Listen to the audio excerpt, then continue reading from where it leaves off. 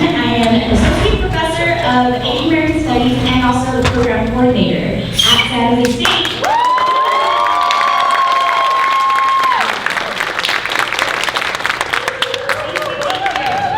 And I am sure most of you already know who I am because I email you a lot. And also, for many of you, I've interviewed you and also just have had really great conversations. But either way, I want to extend a special welcome to our alumni, students, community advocates, and of course our San Jose State affiliates, including some of our administrators who are here today, the Dean of the College of Social Sciences, Anne-Marie Todd, Dr. Anne-Marie Todd. We also have the CEO of Tower here, Dr. Judy Nagai.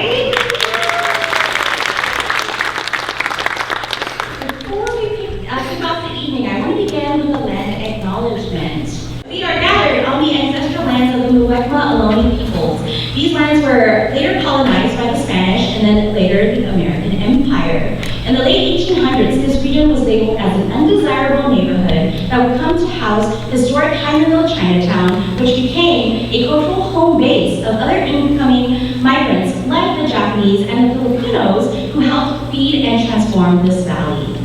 I challenge all of us here to not only learn about the cultural milieu, Robert Ragsac, a term that he coined in describing this region here, the cultural milieu of this historic neighborhood, but also the settler colonial policies that continue to shape the landscape of this region.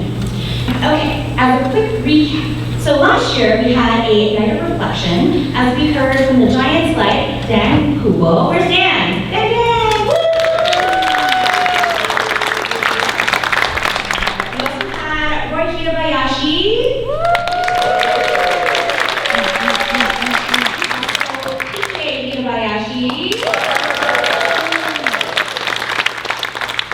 Dr. Hien. And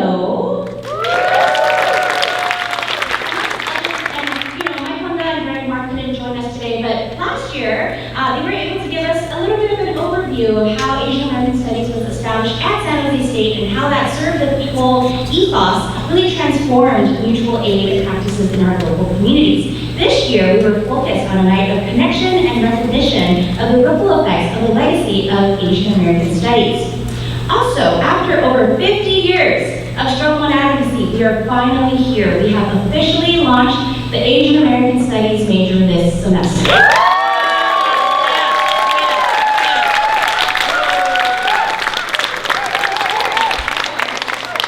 There is always more work to do. We cannot be complacent. We must celebrate tonight, but we must also stay vigilant against the ongoing political upheavals, ongoing genocides, and ever more so militarized settler colonial violence that exists in our world. But with an audience like this, I feel like we can live up to the challenge. Now, I want to introduce Mike Inouye, MC and community advocate extraordinaire, and of course his day job, NBC Bay Area morning traffic anchor. Thank you, Mike, for emceeing our show tonight. Electronics, so they don't wander away with me during the presentation. Ladies and gentlemen, thank you for being here. As Yvonne says, I work a day job for NBC Bay Area, but my upbringing was here in the South Bay. San Jose, Japantown is where I had scattered relatives who have had stores up and down the street from Shuedo, where my uncle's family used to own that previously, to my uncle who married into the washing market, which used to be down here, to my grandparents, which had personalized cleaners. It's now a dentist. So I've been through several iterations. But my heart is here in Japantown because as a kid I kind of took things for granted, but as an adult I realized what a treasure we have, what a rare treasure it is, as documented by the fact that California has the 3 only remaining historic Japantowns, and the Bay Area has 2 of those. So what a treasure we have, and what an honor it is to be in the communities that preserve our history. Also, I feel very honored because we are here for 2024 San Jose State University Asian American Studies Alumni and Friends Reunion, and I think they may have changed the name to And Friends so that I would come and be available to MC. If you look at the alumni list, my name is not on it. Not for lack of desire, but because that's just not where the cards lay as far of where I went to school, where I graduated. Having learned so much more about this program, had I had a choice and focus, this may very well have made the final list of where I went to school and what major I may have taken. But of course, we don't regret what we've done because all steps lead to where we are right now. So I thank you so much for including me in the friends and for adopting me as one of your own. And I hope to carry on the honor that you have given to our community by helping us preserve what is going on in school, including a legacy as we move forward, making this a major instead of just a minor. Congratulate yourself once again. A big thank you to the Asian American Studies program and the Alumni Network for putting together the program tonight. We are excited to have all of you here today. I want to recognize all of the volunteers, as with many of your community efforts here. The volunteers that made this happen. A big shout out to Vanessa Takayama, the official incoming executive director of the Japanese American Museum of San Jose.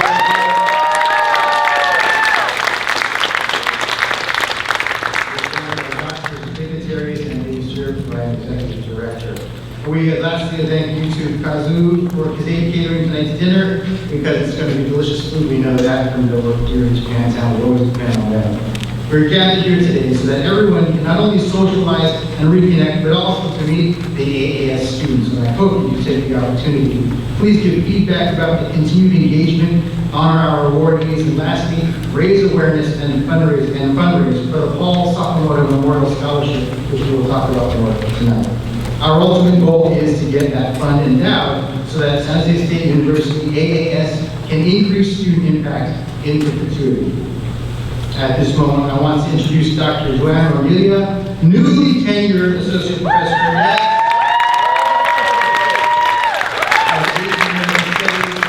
as well as Dr. Jopanda, Assistant Professor of Asian American Studies. He's in his first year on the tenure track.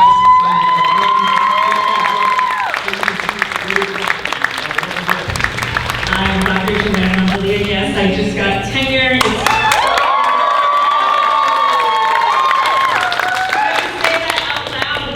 Really celebrate that. So, it's not a flex. It's really, I'm so humbled to be part of the San Jose State family, after being at 3 different universities. So I'm glad to call this my home. And so it is my honor to introduce my fellow faculty members. So if you're here, make sure that you stand up and do the nice wave. Our fearless leader, Dr. Hien.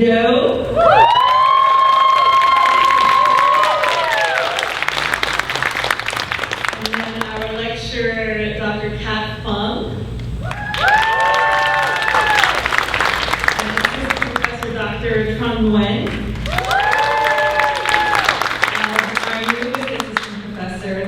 Jopanda, and the woman who really keeps it together. I don't think we would have accomplished what we have been able to without Dr. Yvonne Kwon.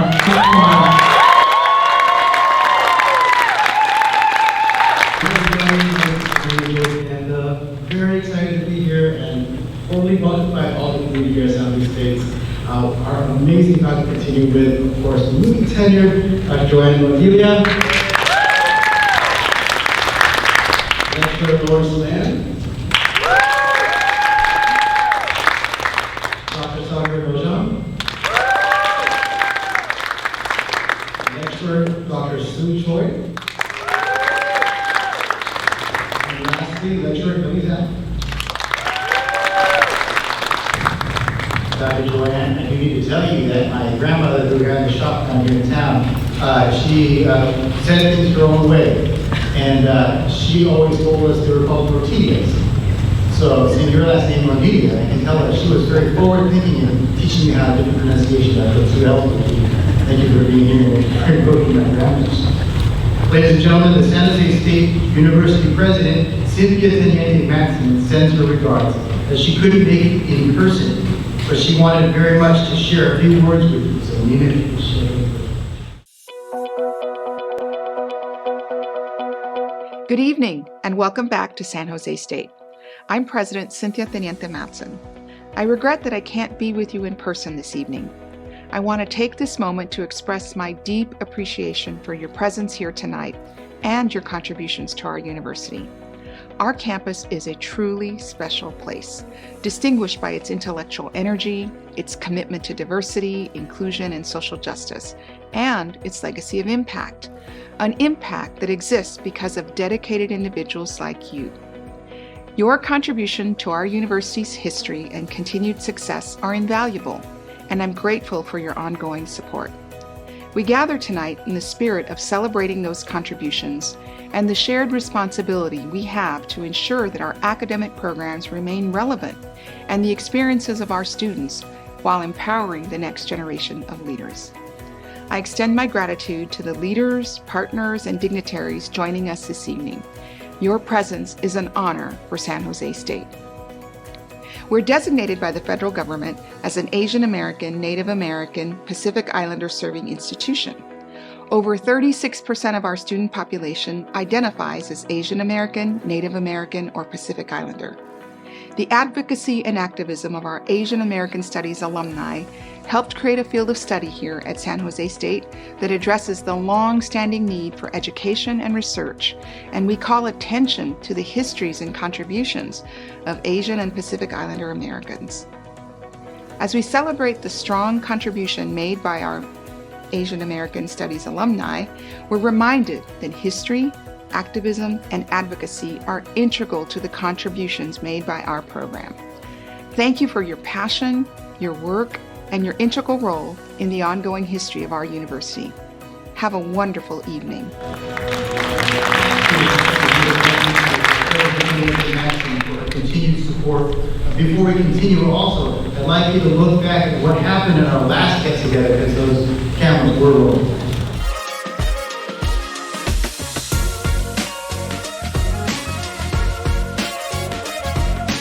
It's historic. It's a historic event. And we'll continue to make history now because we're all back together again. 55 years since the birth of ethnic studies. And that's 55 years of struggle and resistance in this room today. Since then, what we have is with the passage of AB 1460 just 3 years ago, Asian American Studies has never been stronger at San Jose State. I wouldn't have been able to be in this space staring and talking to y'all if it wasn't for Asian American Studies. We're so grateful for you, and I'll end on a quote by Susan Hayase, who said in a panel for our exhibit, so that there's a saying that goes, we stand on the shoulders of giants, but I like to think we stand shoulder to shoulder.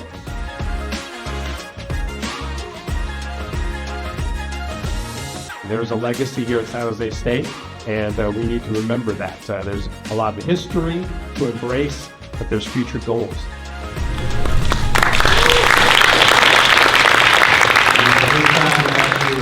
Nina mentions we stand shoulder to shoulder with many who we admire. I want to give a shout out to someone who I, two people who I admire from our station as well. My buddy Robert Honda, reporter extraordinaire, hosting his own show.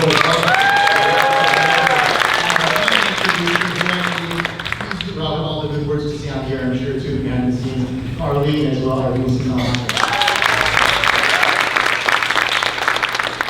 So you saw the good fun you had last night. You also remember the cameras are rolling. So make sure you watch the intake on that busy one because we don't want you to get out of control. So let's do that again tonight though. At some measure, maybe a little bit differently. Each year we're going to have a different flavor. Also last year we did have an oral history collection with our founding students, faculty, and staff. We interviewed 30 people there. And the AAS program will feature these oral history interviews on the San Jose State AAS website in the coming year. In the meantime, we'd like to give you a little sample of these interviews.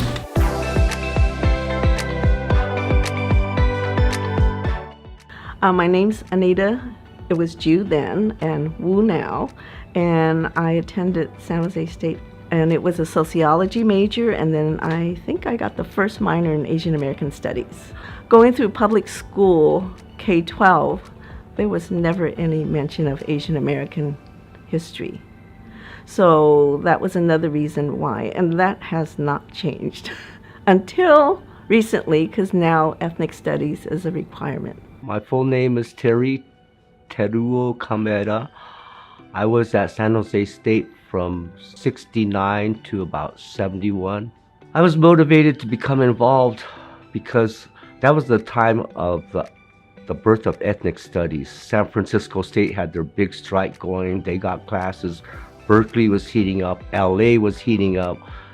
And we had an organization called PAC, Progressive Asian American Coalition, that some of us organized. And somehow out of this idea, we decided, let's us try and form an Asian American Studies program at San Jose State. And we were 20-year-olds, idealistic, full of energy. Yeah, let's do it. I think that's where we really learned the true sense of community. Working together, you know, putting away your egos for a common good.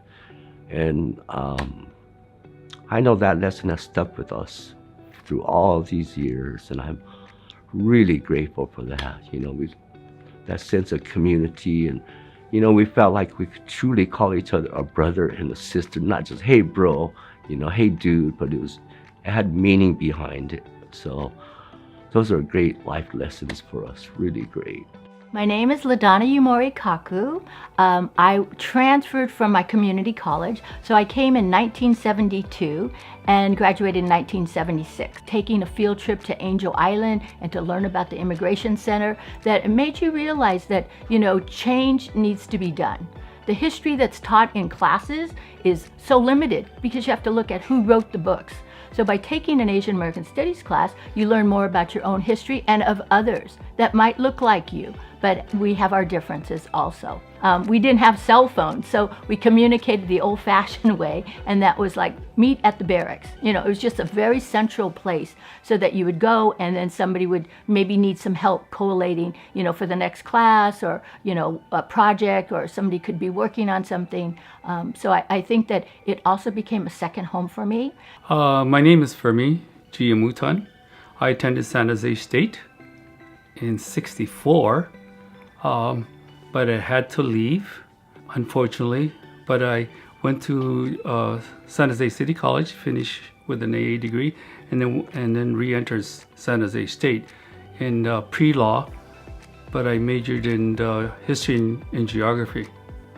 I think what was crucial was the belief that you can not only help yourself, but help other Asian Americans or other ethnic groups to be involved in your profession. Full name is Robert Edward Reyes, but I go by Bob Reyes, and I was here in '68 through '71. While I was here, I was just getting into organization of groups, and so being able to be with a group of like-minded Filipinos who organize the Filipino American Student Association for specific goals, and recognizing that we wanted more equality at the university. Well, that carried on into my professional life, and I was a principal of Fresno High School, so I had to be an advocate for all of my kids. We were really a diverse school: African American, Hispanic, Hmong, Vietnamese. You know, I had kids that came from a high middle class background, but then I had kids that came from poverty, from gangs. And so, you know, what I learned here at San Jose State taught me how to look at the students that I served and trying to be more of an advocate for them, you know, that they deserved an equal education, if not better. So my name is Carolyn Morimoto, and I attended San Jose State University from 1974 to the spring of 1977. I've always taken on that leadership role from being involved with Asian American Studies, because it kind of taught you to be proud of who you are and what you are and what you need done. So, you know, I worked for the Postal Service, and I was always like the trainer, the the head whatever clerk or whatever and that kind of thing. My name is Christine Yasuda Kubo, and I was here at San Jose State from 1969 to 1974. Asian American Studies really helped me understand and become a part of a true community. So that's what I'm really grateful for, and I think that's what really helped me a lot. Yeah. You know, I would say that college education is not necessarily job training.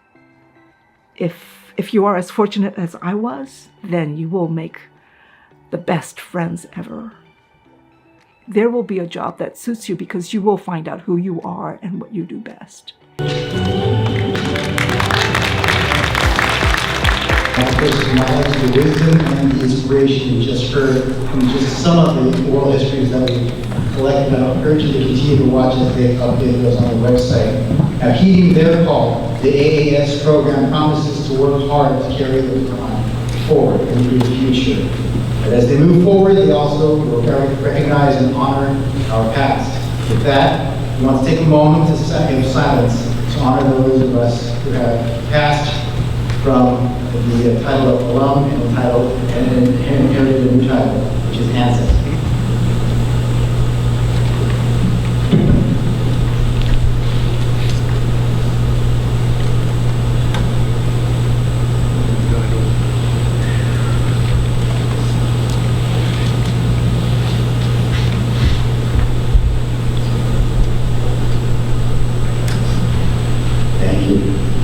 Now, in the spirit of honoring our leaders and torchbearers, Yvonne and her team of the AAPI Perspectives Oral History Project created a video to feature the late Dr. Paul Sakamoto. Paul G.H.C. Sakamoto, educator, artist, horticulturist, passed October 27, 2023, at the age of 89, in his hometown of San Jose, after a valiant battle with Parkinson's disease.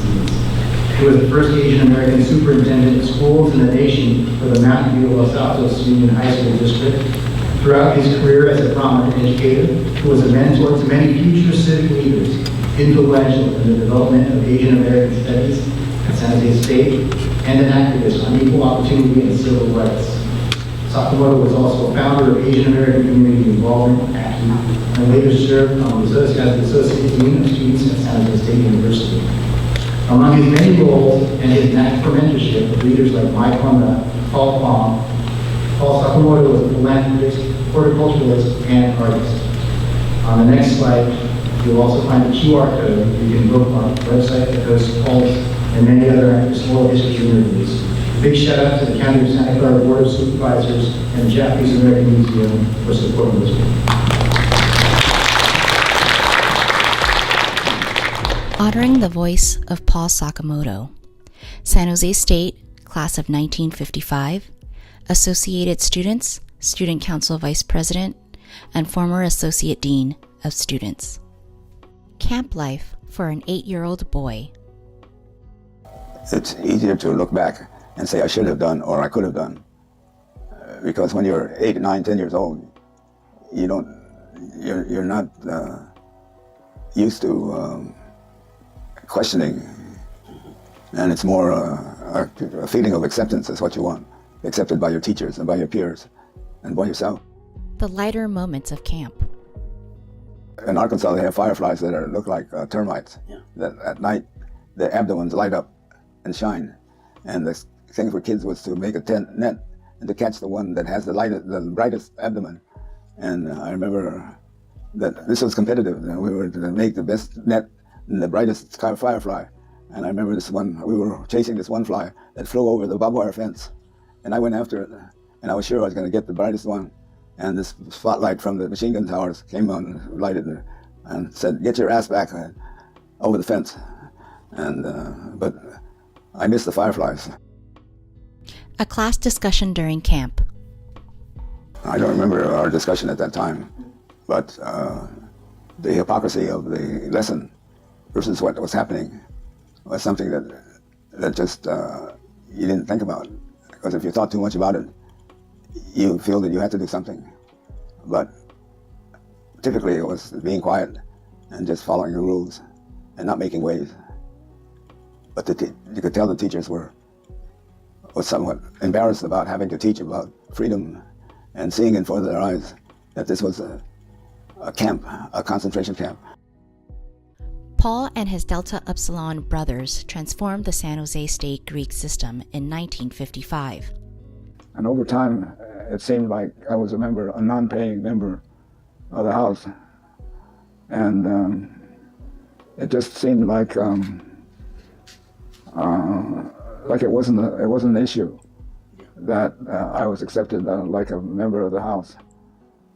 I didn't, the question of race never came up, even though it was clear that in the fraternity sorority system of higher education, it's the main social avenue for participation by students.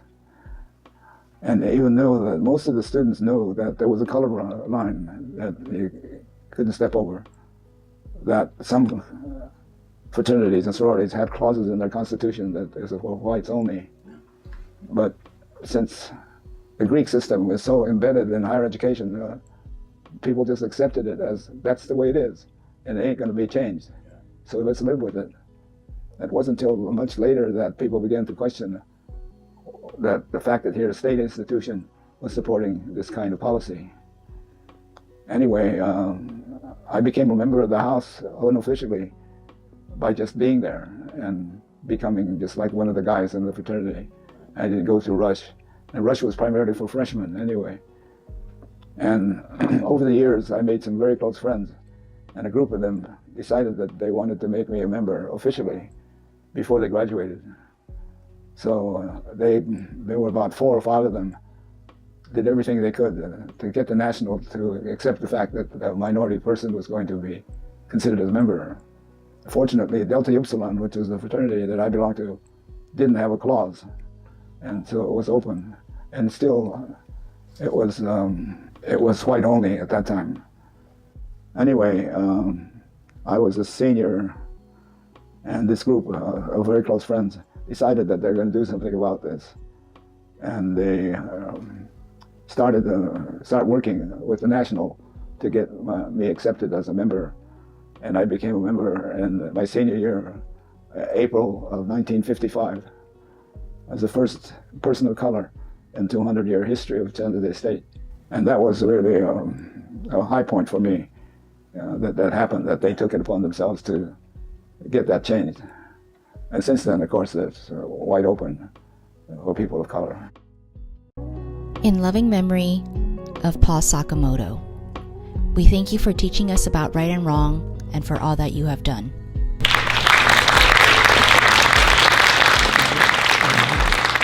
Little sampling of what a legend Dr. Sakamoto was. I thank you, Paul Sakamoto, for your vision and leadership. I will continue to call him Dr. Sakamoto instead of Paul, as many of you do, because my first and strongest impression of Dr. Sakamoto was when my mom told me, just offhandedly made a comment, which must have made a very strong impression on her, is that Paul Sakamoto is our superintendent of schools, for all the schools, for all the friends that you have. And that was a big deal as I look back on it. It impressed my mom so much that she would tell me, and I didn't listen to her for anything, so it was a big deal. Next, I want to invite up Paul Fong, former California Assembly member, San Jose State, founding student and later professor for that same program. He was a founder with the Asian American Studies program. Ladies and gentlemen, Paul Fong. Thank you. It's an honor for me to talk about my mentor, Paul Sakamoto. I met him when I was a freshman at Sunnyvale High School. He was the principal and I was a law student.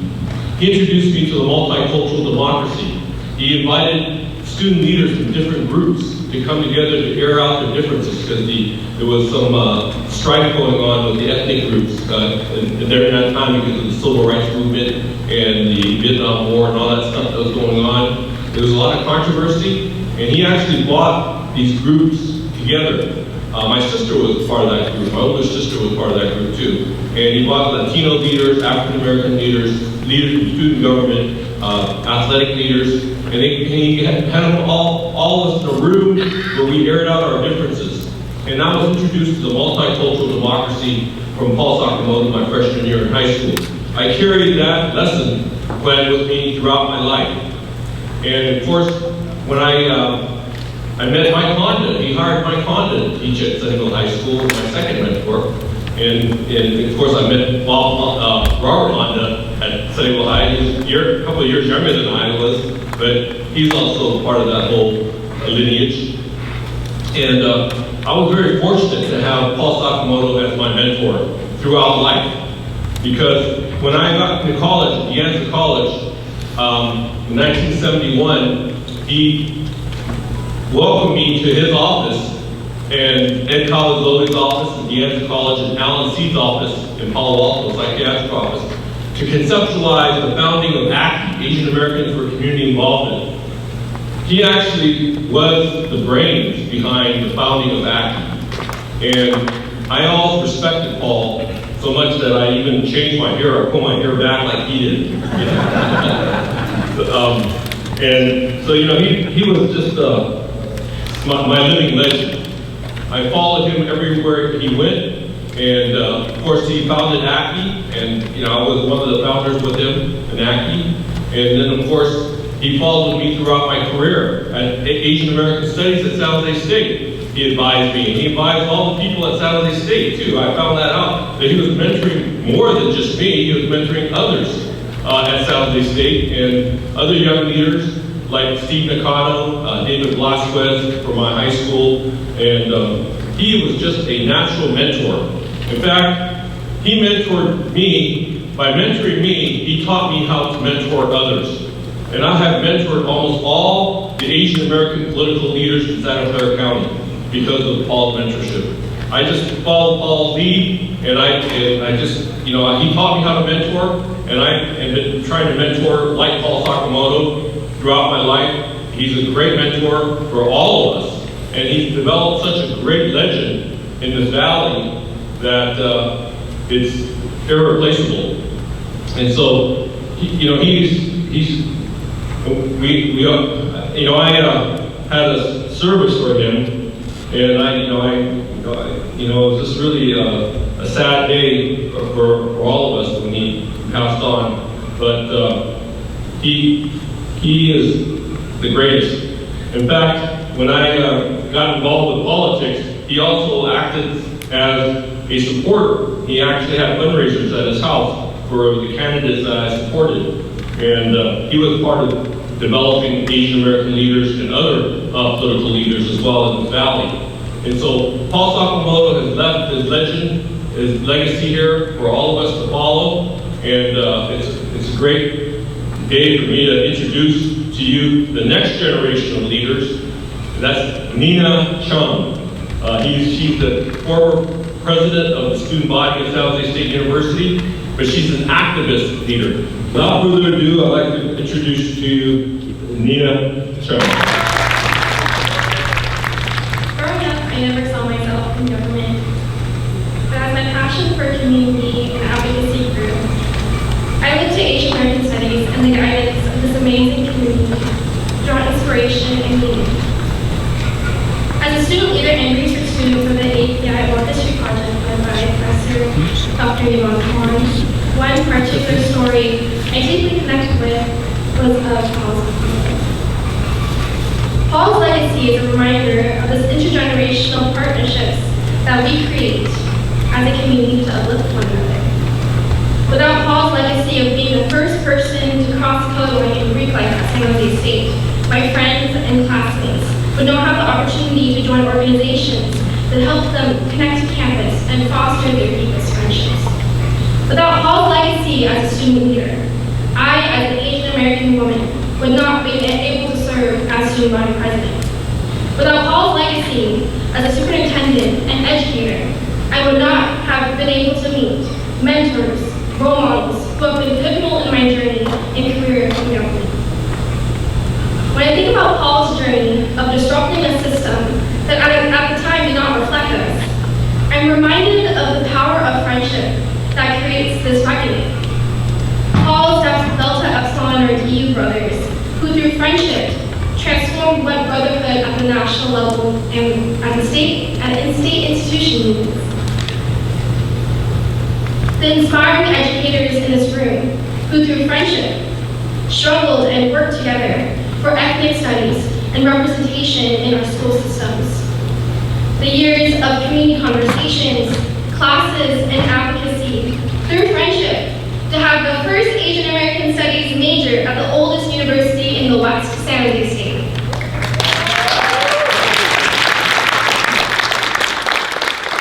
To the friendships on campus, to Barracks 9, to friendships at Capice, Asian American Studies classes, and in this reunion, show us that the power of friendship and relationship within community begins this historical reckoning and legacy that generations down the line can enjoy this glory of representation and knowing their history.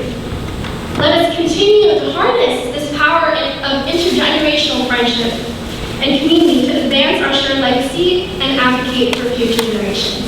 Thank you.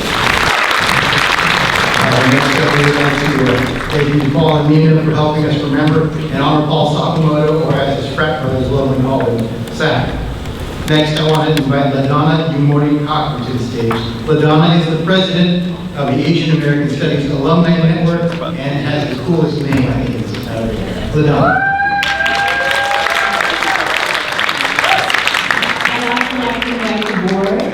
These are the people that have been behind the scenes or in front of you or running around helping serve in the kitchen or registering you. So Paul Fong is the vice president. Morimoto+Clayton, they are program coordinators together, co-coordinators. Vickie, she is, I mixed him up. Their communications, Vickie and Nina are program coordinators. And Yvonne Kwon is our treasurer, keeping us safe.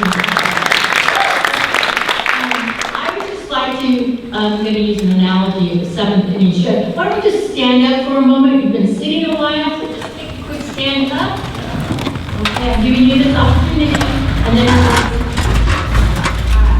so with that, please sit down. Okay, well, you know, I don't think we have a theme song yet to sing along with. You know, take me out to the San Jose State ASON. So we shorten our name to Asian American Studies, so that's ASON.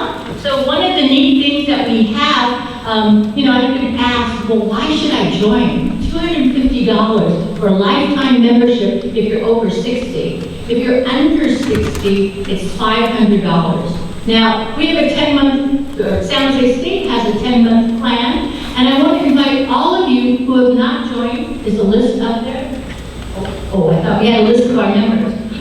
Okay, if your name's not up there, I'm addressing you. So I just want to give you a little history. April 28th, it was only last year when we got together at San Jose State and said, we're going to form an Asian American Studies alumni. And at that time I said, I'm going to ask of you, because if I got a call from Vickie, Yvonne, or Paul Fong, or Mike Kunda, or PJ, or Boyga Bayashi, I'd say, what do you want me to do?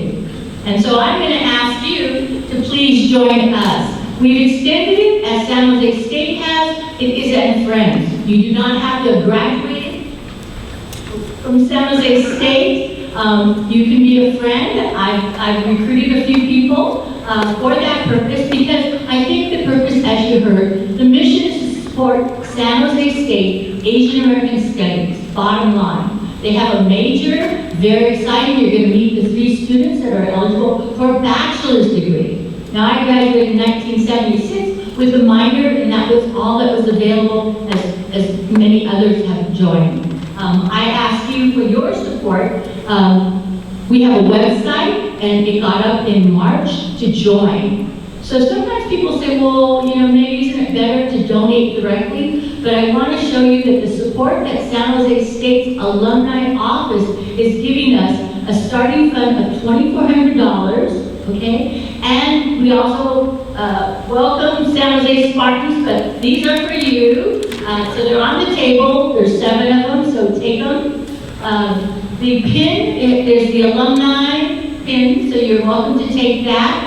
And they also gave us, I'm wearing it, and it's in the little bag, which you may not recognize, but this is your San Jose Spartan logo, and you can wear it as a neck fashion. You can wear it over your head if you like. I'm going to take it off. So I was just wearing it so I was able to do that. Kind of messes up your hair, but anyway. So there's some nice things at San Jose State. Thank you, Spartan Alumni Office. So please consider joining. I'm addressing the people that, I think financially, I'm just going to give you a creative suggestion. I asked Paul, hey, let's buy a membership for one of our friends. And he gave me the challenge to find more people. So I was able to find 10 of us. We each chipped in $25, and we joined an alumni friend. So again, the people that have retired, your rate is $250. For those of you that are under 60, the rate is $500. To the San Jose students, I want to recommend, within a year, once you graduate, you can get that $250 rate, or you can still do the 10-month payment plan. I think the investment is going to come back to us because we're investing in our students. The students are our future. You've heard that. You too were a student, and you might say, well, nobody helped me. But isn't it our turn to help others that if we're in that position? So I ask you to dig a little deep. I figured out $5 a week in 52 weeks, you would have $250. Or I think I said last year, give up your Starbucks latte and you'll have it. So I really want to encourage you to join us, to be an alumni member. And if you have any questions, we have our website that you can let us know, or please talk to us during the event afterwards. Do I have any questions? No? And I just put the challenge out to you, and I'm going to say Aunt Cypher gave me the idea. Next week is my 72nd birthday, so she said I could have 72 birthday wishes. So I'm going to ask my birthday wish as that those of you that are on that list up behind me, I think, that you'll join the Alumni Association, please, and you'll make me happier. And then I have 71 more wishes. So if I have to ask you again throughout the year, so unless you want to have a phone call from me, or our board members, we've been calling or emailing you, the calls will stop once you become a member. Right? So I can promise you that. So thank you, and I want to leave you with this thought. We always hear, oh, we stand on the shoulders of others and, pass the baton to the next generation. So I came up with my own little slogan, and that is, pass the bag of rice. All right, that's something we all have in common. You need to be fed.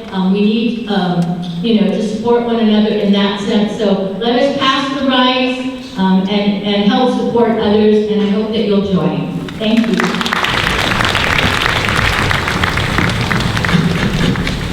I hope everybody's enjoying their dinner. You'll find this blue sheet on the table, and it's just, we need your help. We want to know what you all feel the direction that we should be moving in. And, being on the board, it's only between the few of us there on the board, so therefore, if you could really think and fill this out, and also, please nominate for next year awards. So there's the 3 awards there at the bottom. If you could do that, and also I want to make an invitation to any of you who would actually like to join the board here. We would love to have you aboard and help with planning and seeing where it takes us in the future. I can intro with Carolyn Moore, and I just want to say that what Donna mentioned behind the scenes, I just want to take an opportunity to acknowledge these board members for the countless hours that they put in to organize this event. And it's just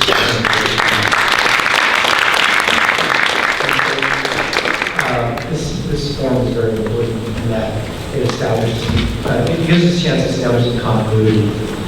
And we should be environmental. I just want to say personally, I arrived at San Jose State in the mid-70s as an MBA student. And I didn't know a soul in San Jose. And I found that we were gravitating to the Asian American Studies program, where I quickly learned that I could confirm my understanding of Asian American history and also develop a sense of community. And that sense of community has lived with me over the years, particularly as I've gone through my business career, and particularly during hard times. A lot of things have gone on. And I just want to say that the program, thank you for supporting that. And I was very excited when I heard about the union and what you're doing. I would encourage you to consider it as well. So, you have a couple minutes. Go ahead and fill out that form, and if you have some trash to throw away, so you can collect them. So, take the next 5 minutes and mingle and discuss the form, but please fill it out. We were talking about the importance of enrollment and network. And while I say focus on one specific group, you'd be surprised. Maybe you would be surprised how one network leads in to connect with others, and it will build exponentially the contacts and the work of others. So please take that opportunity to help them grow as we see the value to you. Now, let's segue into the AAS Program Awards. Part of the night. These awards were established last year to recognize the founders of San Jose State Asian American Studies. And tonight we are continuing that tradition to recognize the outstanding leaders and change makers in our community. I'm going to invite once again Dr. Jopanda back up here to give the first award for outstanding student activists and change makers. Please welcome again Dr. Wade. Hello everybody. First, I just want to say, we go a little bit off script. Just honor Dr. Jonathan Magat, who is our outstanding student activist and change maker winner. One of the things that Dr. Magat had first capacity transition. We felt waves, not just through social media, but through interconnections of many, not just the next our activists and students, but folks within the realm of medical studies, Asian American studies, and education. So it's with our honor that we are awarding Dr. Jonathan Magat with Outstanding Student Activist and Change Maker Award. The lovely Dr. Jonathan Magat passed away on Sunday, August 4th, 2024. He earned his BA in Communication Studies from San Jose State University in 2007 and his Master's in Communication Studies from San Francisco State University in 2013. This past May 2024, Jonathan achieved his lifelong dream, earning his PhD from Northwestern University in Performance Studies.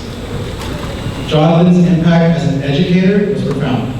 From his early days of teaching to his recent role as a visiting assistant professor of Asian American Studies at Northwestern University, he shaped countless minds and inspired generations of scholars and activists, ourselves included. His research on Filipina, Latinx, Filipino, and Asian American cultural studies, queer and feminist theory, and disability studies pushed boundaries that opened new avenues of thought. And therefore we honor the sort of the life, the legacy of Dr. Jonathan Magat.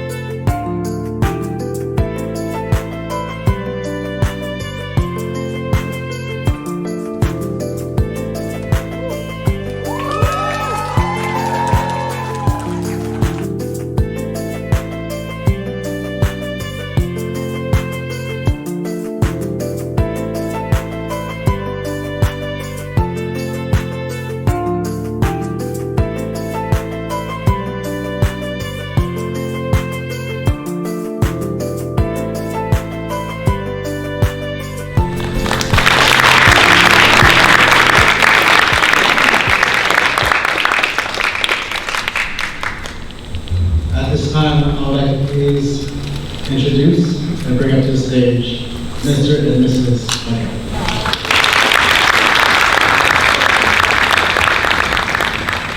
I just want to thank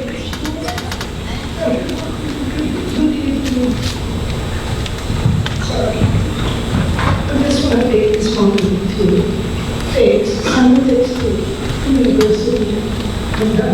Asian Studies program in recognizing and honoring race of China. He was very passionate about teaching and helping others.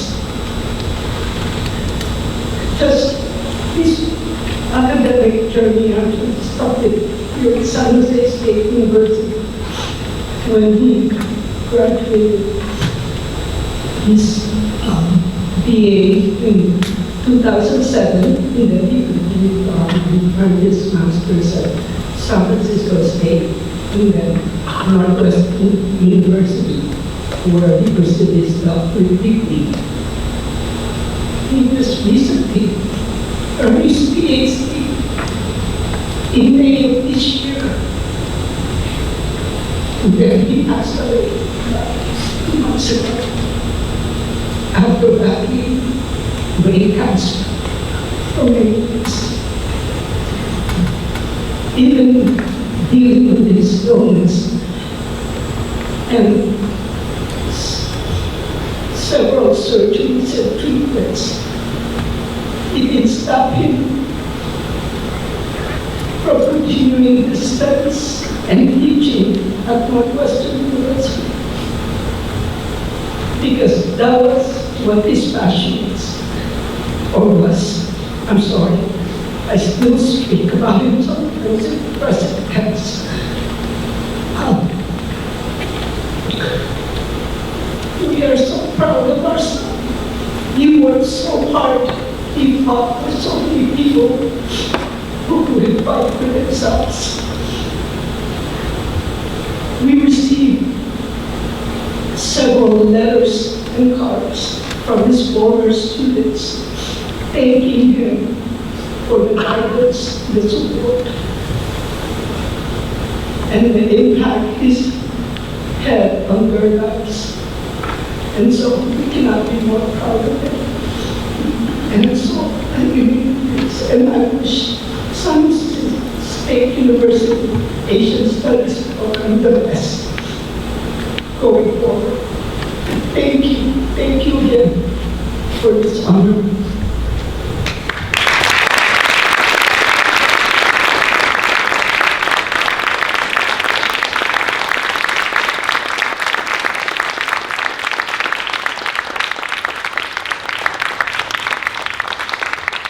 Thank you, Magat.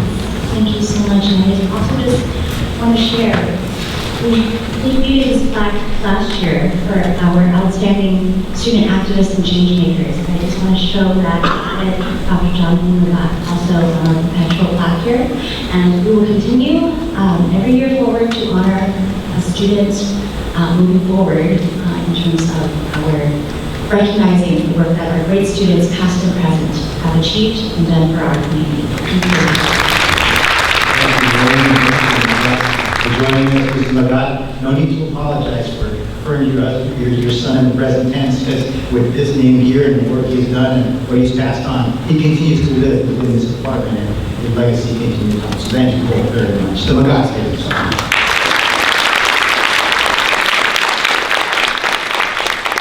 Next, I would like to invite Dr. Joanne Rondella for the second award for the Kichung and Paul Sakamoto Award for Outstanding Faculty, Staff, and Administrators. Dr. Joanne. Hello, it is my great honor to introduce you again to my wonderful colleague, Dr. Hien. Dr. Do is a distinguished scholar whose research has significantly advanced our understanding of Vietnamese Americans and Asian American studies. He was one of the first 2 Vietnamese Americans to ever receive a PhD in sociology from UC Santa Barbara, I might add. He joined San Jose State in 1993. His groundbreaking work on the formation of Vietnamese American communities, particularly through the lens of religion and migration, has had a profound and lasting influence on the field. As a leading expert in race and ethnic relations, a former president of the Association for Asian American Studies, Dr. Do's insightful analysis and commitment to social justice have inspired countless students and colleagues. In recognition of his 31 years of service, we are honored to recognize his exceptional contributions to the academic community and his dedication to furthering our understanding of the diverse experience of Asian American studies. On a personal note, I want everyone to know that, you know, a lot of our faculty here, we are young. We're you know, no, I mean younger, and just no, and this is truly like, you know, a loving message to Dr. Doe. You know, he is from UC Santa Barbara. I did my undergraduate work there, and when I think about what Dr. Doe had to go through as one of only 2 sociologists who were Vietnamese, the types of battles that he had to fight, that he, you know, graced his presence, you know, here at San Jose State, and really was there to see the formation of Asian American studies, and was really there to, you know, mentor all of us. We joke around about him being sort of the old guy, but you know, it's truly, you know, a loving family that, you know, he's there for our guidance. And the thing that I know about Hien Do is when he is really passionate about something, like, you don't want to stand in the way of him, and that's the kind of leader that you need. So Hien, please come on.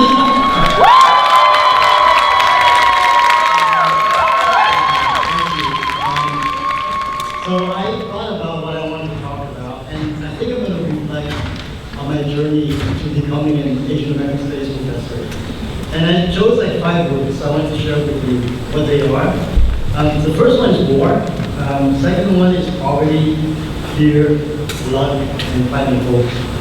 So I grew up, I came to the U.S. as a refugee from Vietnam. And having grown up in a war-torn country, and leaving our home as a refugee sort of gave me this lens. And then when I got a refugee camp, we lived in downtown Los Angeles, one of the most impoverished part of the city at that time. It gave me the lens about both the potential of what America has to offer, but also where we were, right? So that gave me this interesting lens. And then from there, I had this fear, right? I was 14 years old, didn't speak the language, had a single mom, and an older sister, and younger sister. And I was lucky enough that my mother never demanded that I became the breadwinner of the family. She allowed me to choose my passion, confusing and lost it as I was. I managed to get to UCSD only because there were high school teachers that really supported my dream. They wanted to know what I was doing. And so they guided me and provided me this kind of path toward the UC education. And once I got to UCSD, I quickly figured out that it was a strange place, right? It was a really very well-to-do place, very hierarchical, and yet full of potential. And that's why I realized that there was nobody talking about our community. There was a great class called the Vietnam War, and Professor Katz taught that class. But he had all these amazing articles, books, speakers, but no Vietnamese. So I went to his office hours and I asked him why article existed. And he goes, well, because nothing is written about it, you don't exist. And that gave me this lifelong kind of drive to make sure that my community, our voices are heard. And so I began to jump into sociology, and Asian American Studies, as Joanne talked about, wasn't that well developed yet. So sociology gave me this amazing lens to really think about these social issues and to be critical and analytical. But at the same time, as a refugee, I had this kind of eternal optimism that I really wanted our society to really be what it claims itself to be, right? This beautiful, multiracial, multi-ethnic, egalitarian, but it wasn't there. And so the next part of my journey got me to San Jose State, and I had been teaching in the West Coast and the East Coast at a very privileged, small little art, amazing schools with really brilliant students, but they didn't need my help. So I thought, what I wanted to do is to come back and return what I was given, both in high school from my high school teachers, and then when I was at UCSB, Professor Flax, who is this amazing faculty member, took me under his wing, and he cultivated me to be a sociologist. And that was my dream, right? To ultimately be someone that will challenge the students, will give them a voice, and allow them to really do what they wanted to do. And not to necessarily become sociologists or academics. I wanted them to become like what all you are, which is community organizers, teachers, business people, psychologists, whatever it is that they're able to be. But at the same time, I really wanted them to think about what it's like to not have our voice. And so, being the old guy in the department, I am so grateful that we were able to create Asian American Studies with the hard work of Yvonne and Joanne and others, and more importantly also that PC and Genius here, the director of PC, which is an amazing organization for our Asian American students. Which is the last point for me, which is hope, right? And I was really moved when we had this reunion, because now, with your generous support, we can actually give our students the hope and the opportunity to really become what they want to become. And as I think as the old person, and I wanted to be able to think outside of the box, right? We're facing so many different issues, and we can't resolve them because we are the ones that kind of set up for them. So I'm hoping that they will be the ones that will articulate, develop this vision, and become the movers and the shakers, and really the change makers that what Asian American Studies' goal and mission is to be, right? On that note, thank you to the faculty. I'm blessed with having amazing faculty, and I want to acknowledge both my Asian American Studies faculty, but also SJSU faculty. Bill is here, and so is Carlos, our amazing dean. Thank you for that. I wanted to thank Kemi, my wife, because we had this joke. I mean, about this goal of Mr. Hien, because I returned back my refugee inability to speak and articulate myself, and I really had something that wanted to change the world. And finally, thank you to all of you. It is because of you that I have been able to be embraced in this community that allow me to do the kind of work that I was doing. And on that note, have a good evening.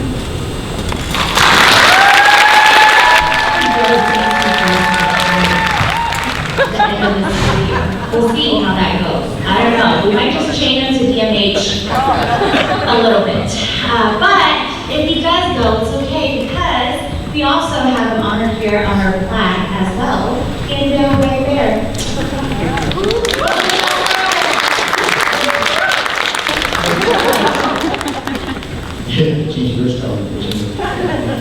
Congratulations again.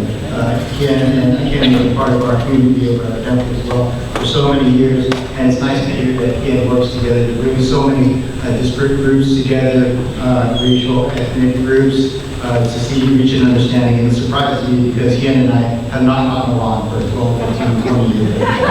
Just kidding. Thank you. Congratulations to both of you. You wrote your name, actually both your names earlier today, as you guys crossed your in positive ways. For our last award, I would like to call up to the front Dr. Yvonne Kwon and Vickie Taketa. They will welcome back. They'll come back up to present the Serve the People Community Change Award.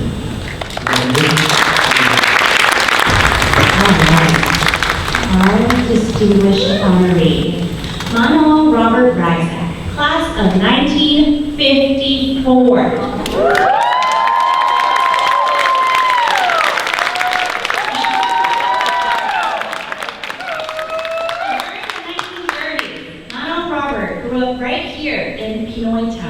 The Filipino community located primarily in this 1 or 2 block area between Highlandville, Chinatown, and historic Japantown that we know of now. Manuel Robert organized the first known walking tour of Pinoy Town and continues to give talks and presentations about Pinoy Town and Filipino American history to students and community groups. Manuel Robert is a retired aerospace engineer from San Jose State and Caltech. He devotes his time to being a local history detective and and he is very involved in our Filipino-American community, especially with the Filipino-American Farm Workers Mural, slated to be at San Jose State coming soon.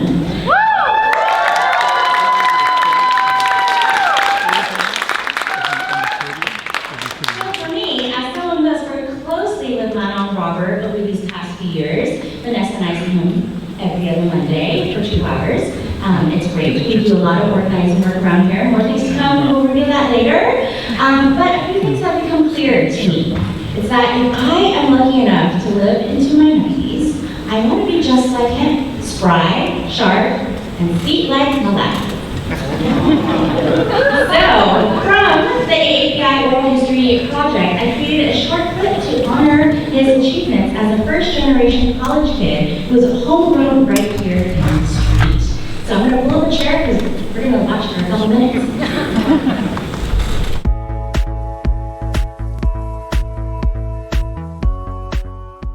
So one of the guys I became real buddies with, Frank Santalanzi, was a student at San Jose State in engineering. And so Frank and I became buddies, and I asked him what his major was, and it turns out engineering. I said, what's that about? So he explained to me, and I thought, that sounds pretty interesting. So I switched from junior college to college, San Jose State, and changed my major to engineering. The National Honor Society, called Phi Kappa Phi, wanted to have a chapter at San Jose State. Of course, it's a scholarship, national scholar organization, so they wanted to pick the top people in each of the schools, and I was picked in engineering. So I became a charter member of the San Jose State chapter of Phi Kappa Phi. That they had the induction, they created this big ceremony, and of course the faculty were out in their cap and gowns, and so was I, and so was my mother, who had no education. Here she is among the academics, the high-powered faculty, and I felt really great that here's my mom seeing me getting inducted in this National Honor Society, and she was, I could tell that she was really very proud, and I felt really good about that. Well, I was walking down the hallway in the engineering department, and there's a sign that says fellowships. Apply now to the California Institute of Technology, Guggenheim Aeronautical Laboratory, apply. And I had to go through this big, magnificent application, and I just put it aside and sent it off. And a few weeks later, I got a reply. I was denied the fellowship. However, they offered me a graduate scholarship. So at the graduation, it was a great ceremony. And so being a worldwide institution, you had these high-powered scientists and engineers at the graduation ceremony. So I earned my master's degree in mechanical engineering, jet propulsion option. My mother is there, and here she is walking among Nobel Prize winners this time, because there are many Nobel Prize winners there at Caltech. And I felt really proud. It was one of those things that again showed me that here's this woman, this Pinay, that had no education, and amongst all of these cap and gowned, high-powered scientists and engineers, well known throughout the world. And there's my mom and me and my sister just walking around amongst them. And it was really a great feeling for me. Not only because I was lucky to earn a master's degree, but also to see my family, and my mom in particular, experience that. So here's a woman from La Paz, Abra, mountain province, essentially slave girl that ran away, and she's walking amongst these Nobel Prize winners. So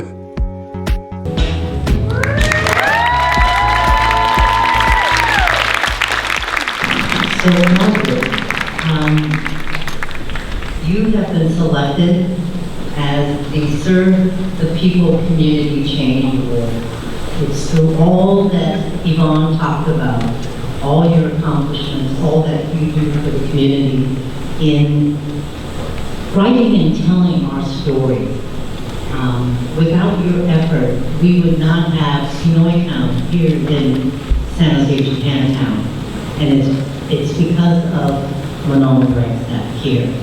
Every time I pick up the phone and I say, Manon Robert, and he goes, oh, no. What have you gotten me into this time? But it's because he believes in the importance of recording story. And not only recording the story, but getting the story right. So much of our history is, even when it is written, oftentimes it's the voice in how it's written that is wrong, along with perhaps numbers, dates. And so what Robert has done, Manon Robert has done, is he's always there to make sure that the information is correct, because Manon Robert grew up here in San Jose, Japantown, right across the street, and has the lived experience of the space here called Japantown, which originated as Chinatown, Japantown, and Inouye-Town. So on behalf of all of us at San Jose State and the activist students and the staff and faculty, we honor you with the award of Serve the People, Community Change the World.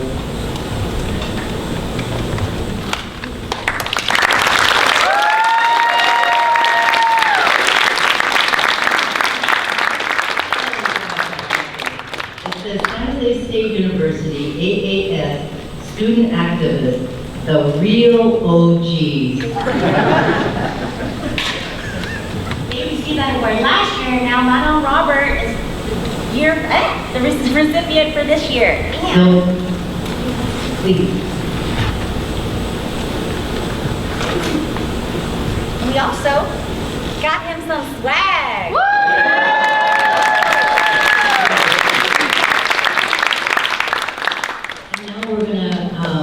I'm going to turn the mic over and we're going to give Manon Robert, he said he has a lot of words.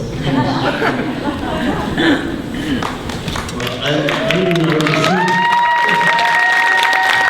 I'd like to thank the conspirators here, Yvonne and Vickie. I don't know how to thank everybody here for being here for this event. But I thought maybe just a few anecdotes might put it in perspective so you can understand just how I feel tonight. Particularly, this building right here holds a lot of significance for me. My family lived right across the street at 639. You saw the picture up there with my family in 1935. And that time the Buddhist church was being built. Anybody remember that when it was being built? It was a great playground for us kids. Just about that time, just in the late 1930s, I used to hold Japanese movies here in this gym. Not this particular gym, but in this site, because this is a new building. So one of the Dabashi boys invited some of his kids to watch the movies, and it was a samurai movie. We snuck in through the side door, and there's still a side door here. So we sat right in the corner.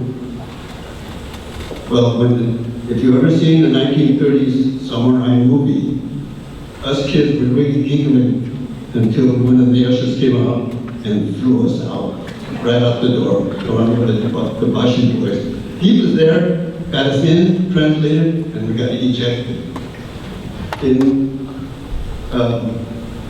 2 doors from our family, we used to live at 639. At 635 was the family of Seizo Kiyosaki.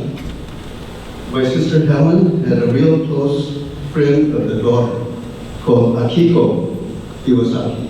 We call her Aki. In April or May of 42, there was a lot of commotion on the street on their house. And we saw the Kiyosaki family carrying their luggage and their clothing down the street, and they assembled right over here, directly across the street from this building. And they started moving that way, and I didn't know what happened to them. I learned later from Kurt Fukuda that they ended up in Panforan. That struck me as one of the things that you feel that civil order is disappearing. And you get this feeling in your heart that what's happening? All our friends are gone. My friend, my Nisei buddies were gone too. We never saw the Iwasaki family again. We don't know what happened to Aki. There's one more story that, well, there's a couple more, but one more that is really hard for me to tell. But I think it's important for you to understand, for you who are involved in Asian American studies. My friend was Ed Kimura, who lived on 3rd Street. We went to Jefferson Elementary School, down Houston Street, just across from 1st. I would walk down, our routine was, I would walk down 5th, go up Jackson, meet Ed at 3rd Street. He and I would then walk to Jefferson School. We get to the playground, we have a great day, and we come home, the two of us together. We went up at 3rd Street, there's a field there, and we play, and he'd go home and I'd go home. On the 8th, Monday, the 8th of December, we walked into the playground, and the kids jumped on him. They started screaming, and he starts crying, and I started crying. You can't believe that this is the elementary school. We're only 10 years old. And they were fighting and screaming at him, and I started crying. I didn't know what was going on. Finally, the teachers broke up the fight. Later that day, Ed and I came home. Usually we just try to play. We walked down Jackson, he went home to 3rd Street, and I came home.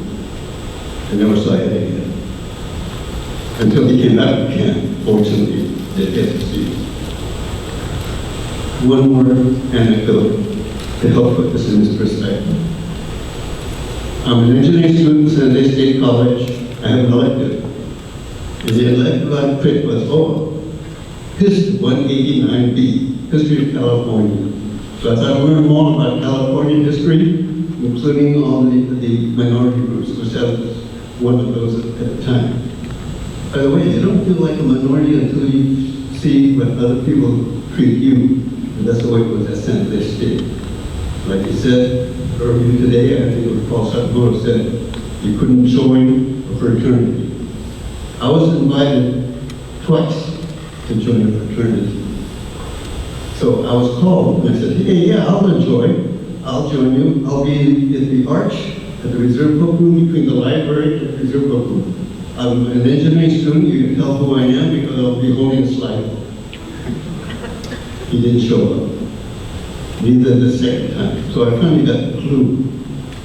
And it was confirmed by a friend of mine from high school who was also in engineering. He said he tried to get me into the fraternity. He couldn't because I was not white. So I took History 189B, learned about California history, nothing about the Asians at all, except for the robber barons and the Chinese workers working the railroads. So that was the extent of the history that I got from California. So you fast forward from that period to tonight, and I see what all of you have done in AAS. I'm really, really, really damn proud of what you've done in your journey. And tonight I am really honored to be a part of your journey. And I wish us all good luck. But remember, how long has that journey been going on since forever, right? But it's important. The journey itself, not necessarily in the end result, because we're all going to be striving that forever, I think, in my hope. And finally, from my native Hawaiian influencer,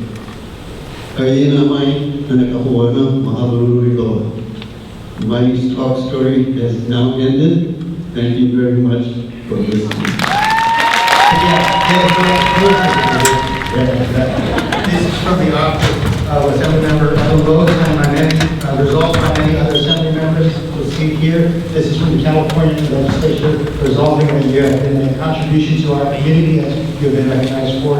It outlines a number of the accomplishments and contributions you have made throughout the years. It thanks you on behalf of so many aspects of our community, from past, present, and knowing that this will go into the future. And this is for you, as I said, they used up all the color they had, and they even have a little sticker on it, just as you used to get in school.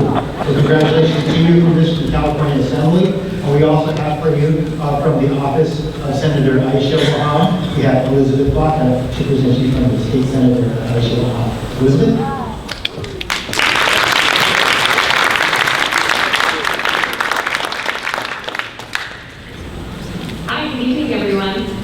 Thank you so much for having me here today. My name is Elizabeth Baca. I'm here on behalf of State Senator Alyhecia Alolor. Today I'm honored to be here presenting this resolution to Magat Robert Ragsac. I hope I pronounced that correctly. A resolution is something super special to the state legislature.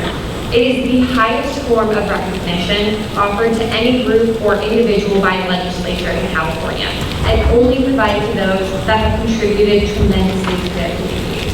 So I'm here on behalf of several offices, so bear with me, this is a long list. The Office of Senator Alyhecia Alolor, Senator Dave Cortese, Assemblymember Evan Lowe, Assemblymember Alex Calra, Assemblymember Alex Lee, Assemblymember Mark Berman, and the entire California State Legislature. Thank you so much and congratulations.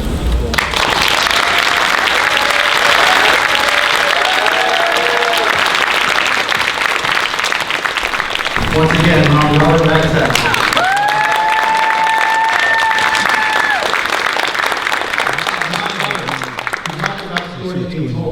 From forever, we'll worry about where they're going. I want everybody in this room to know I'm wearing some fancy tennis shoes tonight. I will brag about them so that my wife doesn't think they're a waste of money. At the back, you'll see the label. The brand is called 1587, and it's named 1587 because it acknowledges when the first documented Asians came to America. It happened to be up in Morimoto, Filipino design. And so that brand acknowledges that. They have a model called Morimoto. And so whatever you think might be happening, whatever changes might not be happening, people are knowing, people are reciting, people are telling the history. So we should be proud of what you're doing, because there are changes that are happening. And people are recognizing, and the change is happening. Thank you. Thank you very much.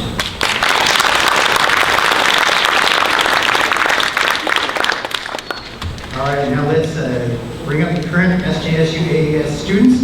They are among our 3 inaugural majors with over 40 minors as well. If you are a current AAS student, please stand if you are able. A round of applause for our next generation of leaders, current Asian American Studies students.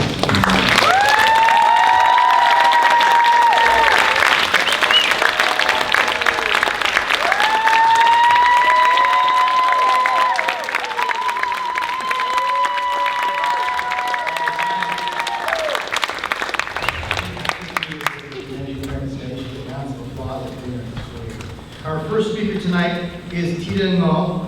They are a biomedical engineering major, pre-med, with 2 minors in addition to that, 1 in biology and another in AAS. And because they didn't have enough to do, we asked them to speak tonight as well. Welcome, Tadia Ngov. It is wonderful to see everyone tonight. You're probably looking at my major and thinking, that's not what I expected. Or maybe it is, I don't know. But going into college, I never expected to minor in Asian American Studies. In fact, I didn't even know what ethnic studies was. Little did I know that my college-required ethnic studies classes would end up changing my life. Experiencing my Asian American Studies classes alongside my STEM classes was like experiencing 2 different worlds simultaneously. The contrast highlighted just how important it was that I was taking ethnic studies alongside science and math classes. My STEM courses were highly technical, but abstract in concept.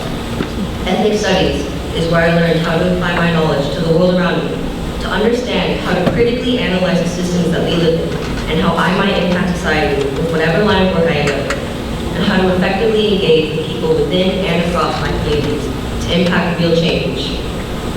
We're at a critical time point in history. We have a presidential nominee who makes brazen comments about immigrants eating pets and transgender operations on illegal aliens, among many, many other things. And while the memes in response have been great, The larger societal impacts that this has is incredibly devastating. We have an ongoing genocide that is actively being perpetuated by the United States government, who continues to systemically enact violence against marginalized communities, domestically and abroad. We are standing at a crossroads in our society. It is more important now than ever to rally around our local communities, to support and uplift one another, and to invest in the education of the next generation. It's been a long and hard-fought journey to get ethnic studies to where it is now. Thanks to the incredible work of amazing trailblazers like Paul Sakamoto and community organizers, and everyone in this room, we are able to have a strong and an impactful ethnic studies program here at San Jose State that has been vital to supporting the local community and shaping the next generation of leaders and trailblazers. But even now, we cannot be complacent and must continue to be mindful and intentional in our efforts to build the future that we envision for ourselves and our communities. Ethnic studies can be applied to any field, but it should be applied to every field, so that everyone has the tools that they need to enact change in whatever field they choose, and ensuring that everyone has equal opportunity to quality education ensures that they too can be the change that they want to see in the world. Thank you.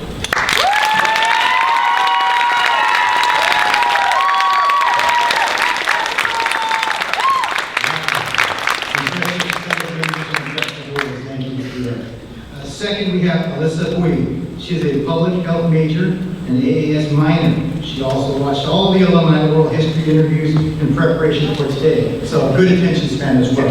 Please welcome Alyssa Bui.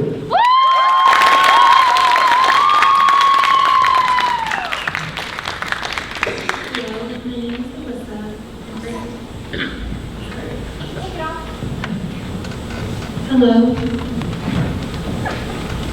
Hello, my name is Alyssa, and first of all, thank you for having me. It's an honor to speak at such an important event. I am a fourth-year public health student, and for this semester, I made a very exciting decision to pursue a minor in Asian American Studies. As all public health students know, our health exists within a social network. That means the relationships that you develop with your family, the relationships that you develop with your friends, your coworkers, your classmates, and even yourself are very crucial in maintaining your overall well-being. When I was watching the oral history clips, it was very uplifting and inspiring to witness how Asian American Studies became like a second home for both students and faculty. I soon realized that Asian American Studies and ethnic studies in general is not only a curriculum that teaches you about history, it's also about mobilizing communities, creating connections, and developing interpersonal relationships through shared lived experience. It's overall about being there for one another and having someone to fight for you. Therefore, I was pretty surprised to find the interdisciplinary between public health and Asian American studies. But then again, like I mentioned earlier, everything exists within a social network. And so to conclude my speech, one very important lesson that I got from studying public health and watching the oral history clips is that life is meaningful and fulfilling when we have support and a sense of belonging. So take initiative and advocate for yourself and for others. Thank you.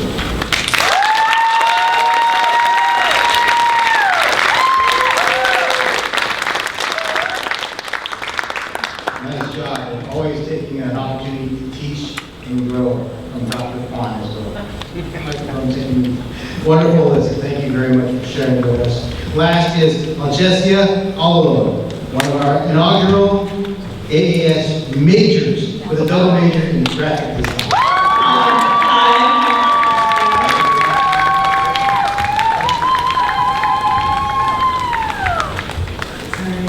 So I just wanted to share a bit about my journey that led me here today. I first started San Jose State University as a freshman in fall 2017. Then, due to financial reasons and the COVID-19 pandemic, I started my 2-year gap in 2020. Before my gap, I took 2 GE classes with Dr. Kwon, AAS-Students and 3B in 2018/2019. I took these classes with several of my friends, and I love the community that we created in the classroom. Just being there helped me in a lot of ways, and I would often refer back to our lessons in my daily life.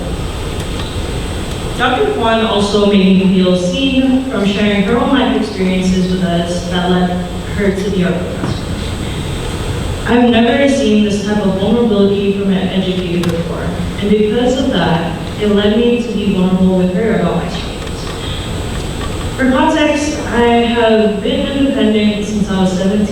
Before that, I've always felt alone from when I was 4 with my mom passing. It was hard navigating life with no guidance, especially the complexities of the higher education system. I reached out to Dr. Kwon to help me get reinstated at SJSU because besides her being the only one I felt comfortable enough to ask for help, I also knew I wanted to learn from AAS. We made that happen, and I was even enrolled in her oral history class that fall alongside taking AAS-1 with Dr. Rondella. I chose to take Dr. Rondella's path because I never had the opportunity to have an educator that shared my ethnic background until her. With that said, I just wanted to quickly mention how proud I am to be Filipino.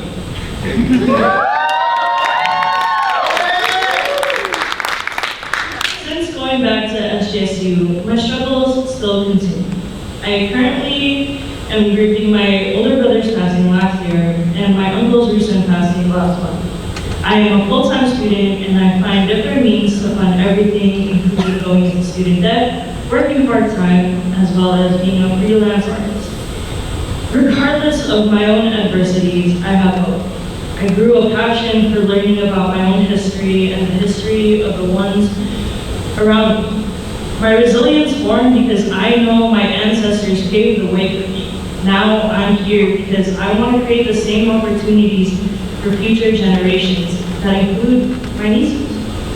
So I'm excited to have this opportunity to be one of the first Asian American Studies majors because it is truly an honor to be a part of this history. Thank you all for being here, and I hope to see some of you at graduation.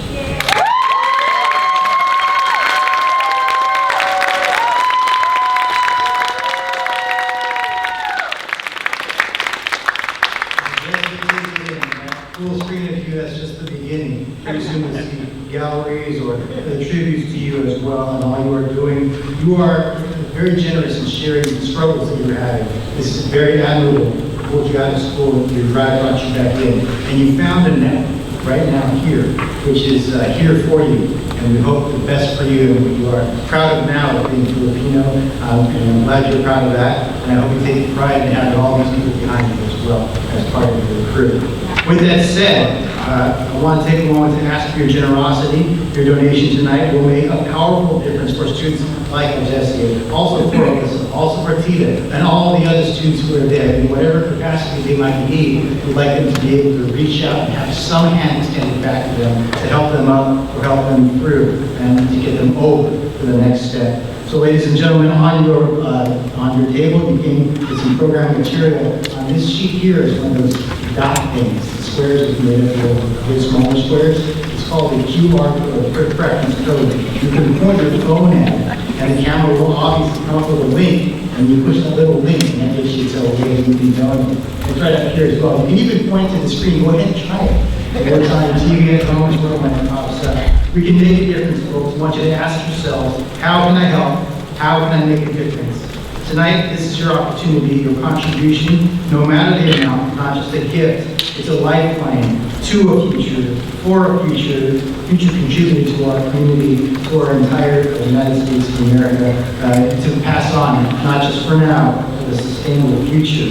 So I want you to think about that. I encourage you to give from the heart the stories you've heard from our pastors from tonight, from last year, the stories you hear about hopeful futures and current struggles. I want you to think about those things as well. You can have a profound impact, and it starts right here, right now. So please be as generous as you can. We want to be able to endow the scholarship so that we can continue giving it out in perpetuity, and so that we can tangibly support our students and our next torchbearers to hand that baton on for the future and for their careers. So please take a moment, if you can, we'd like to raise, we say like raising $1 million, not for you independently, but for you collectively. Pass on this information as well, and as you post the QR code on social media, folks can scan that too, just to know. All right, we are coming to the point. Vickie, did you want to remind folks about a form? What's the Vickie? Thank you, Mike, for giving us a second opportunity to get the majority of you, please fill out this form. You have table captains who will collect either the form from all of you or checks if you brought your checkbook like me. But the importance of this form for you to fill out is twofold. Number one, we need to know from you how we can best use activities, either fun activities or activities that will help us grow as Alumni Association. And some of that could be opening our communities up for internships for SJSU students, things like that. But only you can tell us what that is and what you would like to participate in. I'm always just blown away by the little nuggets I learn every time Vickie speaks. Tonight, Vickie, without getting political, I learned from you that you started out in Black Studies, and then you became Asian American Studies. So that's, and no need to ask anymore when you became Asian American Studies. Good stuff. All right, ladies and gentlemen, I want to call up one more time for Donna and the board. Please welcome them back.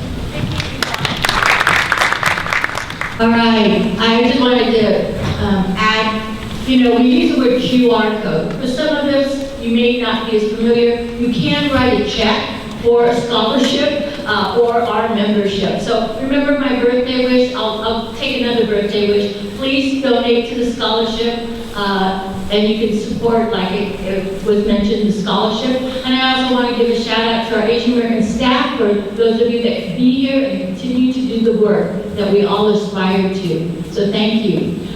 Speaking of thank you, I want to thank our board. I think it was mentioned, but this is the team. I mentioned this before. We have people that are investigative, I call it Facebook to find you, but you can help us out by that sheet of paper. If you know some people, their name, their email, that would help, a phone number, so that we don't have to. But if you have a name, Carolyn, she'll find you in that sense.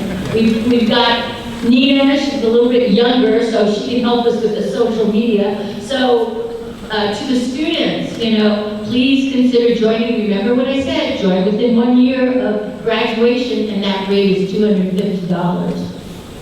So at this time, the board wants to express our thank you to not only our team of workers, for all of you coming out. This has been a challenge for us. Originally we were going to schedule it in May and we had our challenges, but we got through it. Next year I'd like to see the room full, right? That's a challenge. I'll make that another birthday wish. I'm using them up, but it's okay. I've got more to use, right? So at this time I'd like to give a shout out to our, I call it fearless leader, the woman behind, us pushing whatever to get the job done. She's a real hands-on person. The graphics that you see, Yvonne. The form you see, Yvonne, we associate. So I'm going to do it popcorn style to thank Yvonne for her passion. And so each one of the board members should get that moment to just pop a word and an adjective. So if we can do that. Ready? So, Yvonne, thank you. Your passion. Your ability to connect the institution with the community. So thank you so much. Thank you so much. I just want to give a really heartfelt thank you to Yvonne, because she's just so amazing, but not only is she amazing in that way, but if you look at the board, there's a large majority of us over 70, so we're a little bit challenged in the technical field. So I just want to say how kind and patient she is. She is full patience. So thank you so much. We're going to try to correct this. This is our thing.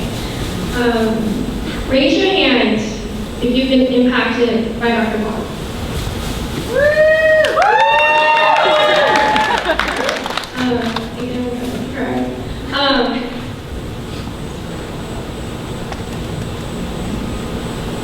What else?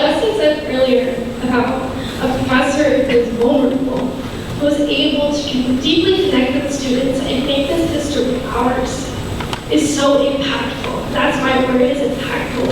To see all those raised hands in the room, including mine, your impact goes for generations.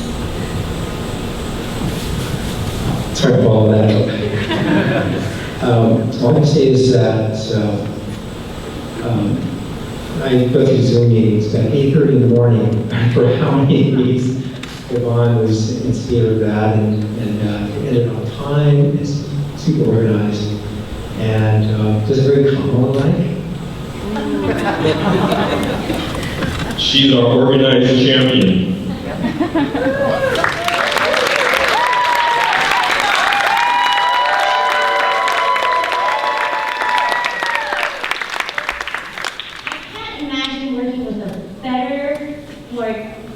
Just loving group of people, and thank you just all so much for this.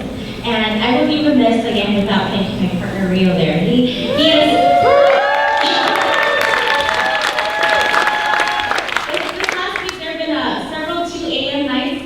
My keeping him up, so thank you for that, and thank you all.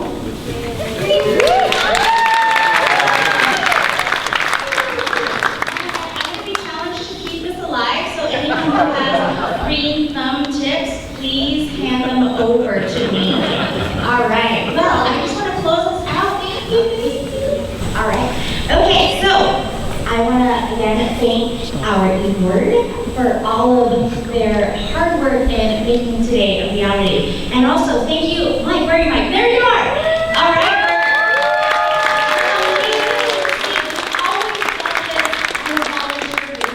For us. And like any event you'll see over here in Japantown, there he is. Also Robert Honda, there he is as well.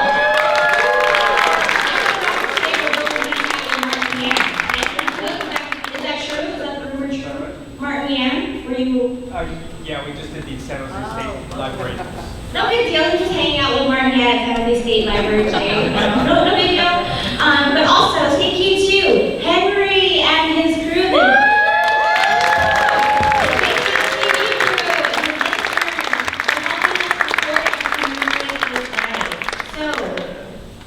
We're going to soon take a, break from the speaking part of it and give you all time to mingle. And of course, if you haven't talked to a student today, I really encourage you to just, if you have any words of wisdom or anything like that, or just learn from them and what they're doing, because like, oh my gosh, our students are amazing. And just a quick thing. Yes, the students also came early and helped volunteer too. All right, and so I'm gonna hand this over to Donna in just a sec to talk about our beautiful centerpieces, sponsored by the Flower Cottage, Paul Fong.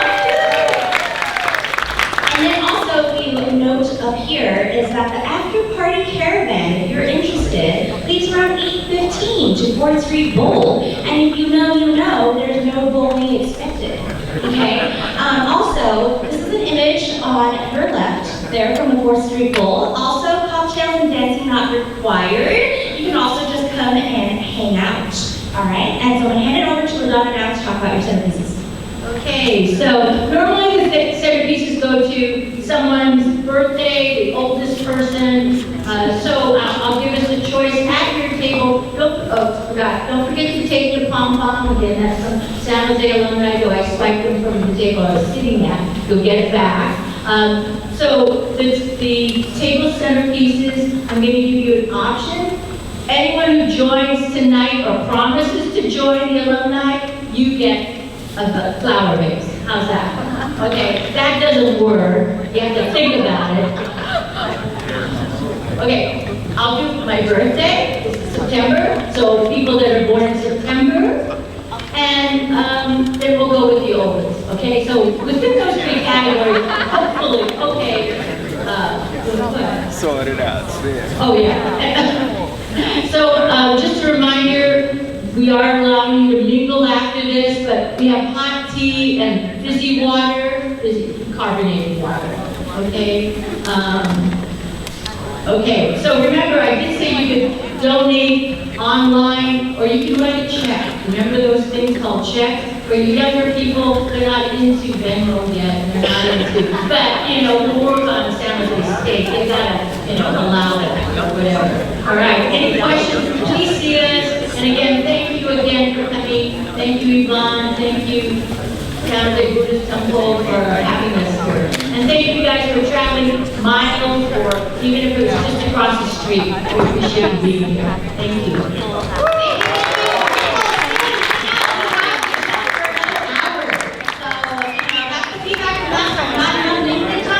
Now you have it. Let's put up some music. Thank you, Yvonne. Thanks everybody for being here. As they suggested, get a chance to meet some of the students who are here today, because it can tell you how far this program has come, or how much it has helped them. It's often inspiring to find that out about any organization. So take that opportunity and remember those stories when you remember tonight, and you can be part of our oral history. Again, talking about Aljhecia, talking about Tadia, talking about Alyssa, talking about my nonprofit, and talking about the World Guide Department, and Dr. Doe. Congratulations to all of our honors tonight. Thank you for being here. And always remember folks like Dr. Jonathan Magat, who did so much for this department, which meant so much to him, and let their name live on as well. Take care, everybody. Drive home safe.